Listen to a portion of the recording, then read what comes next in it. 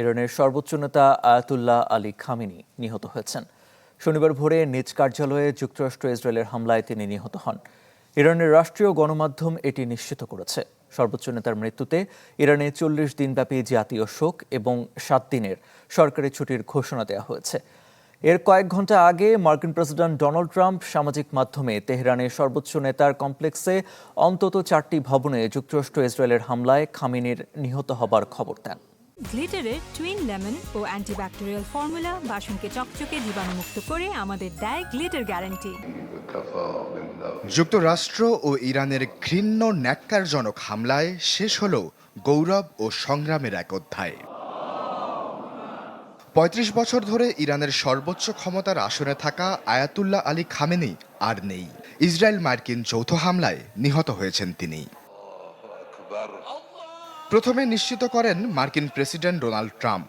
Truth সোশ্যালে এক পোস্টে তিনি লেখেন, খামেনি ইতিহাসের অন্যতম নিষ্ঠুর ব্যক্তি, মারা গেছেন। পরে একই কথা জানান ইসরায়েলি প্রধানমন্ত্রী নেতানিয়াহু। সবশেষে ইরানের রাষ্ট্রীয় সংবাদ সংস্থাও মৃত্যুর খবর নিশ্চিত করেছে। রাষ্ট্রায়ত্ত সংবাদ সংস্থা জানায়, ইসলামী বিপ্লবের সর্বোচ্চ নেতা আয়াতুল্লাহ খামেনি যুক্তরাষ্ট্র ও ইরানের যৌথ অপরাধমূলক হামলায় শহীদ হয়েছেন। তেহরানে তার কার্যালয়ে ইসরায়েলি বিমান হামলায় খামেনি নিহত হয়েছেন বলে ইসরায়েলি নিরাপত্তা কর্মকর্তারা নিশ্চিত করেছেন। ইরানি গণমাধ্যম বলছে, একই হামলায় খামেনির মেয়ে, জামাই, পুত্রবধূ ও নাতিও নিহত হয়েছেন। একজন সিনিয়র মার্কিন প্রতিরক্ষা কর্মকর্তা ফক্স নিউজকে জানিয়েছেন, খামেনির সাথে তেহরানের একটি কম্পাউন্ডে বৈঠকে থাকা 5 থেকে 10 জন শীর্ষ ইরানি নেতাও নিহত হয়েছেন। 1989 সালে ক্ষমতায় আসা খামেনি 35 বছর ধরে ইরানের বিচার বিভাগ, রাষ্ট্রীয় গণমাধ্যম এবং আইআরজিসি সহ সকল নিরাপত্তা বাহিনী নিয়ন্ত্রণ করে আসছিলেন, যা তাকে বিশ্বের সবচেয়ে প্রভাবশালী নেতায় পরিণত করেছিল। তার মৃত্যুতে কোনো স্পষ্ট উত্তরসূরি না থাকায় তাৎক্ষণিক উত্তরাধিকার সংকট শুরু হয়েছে।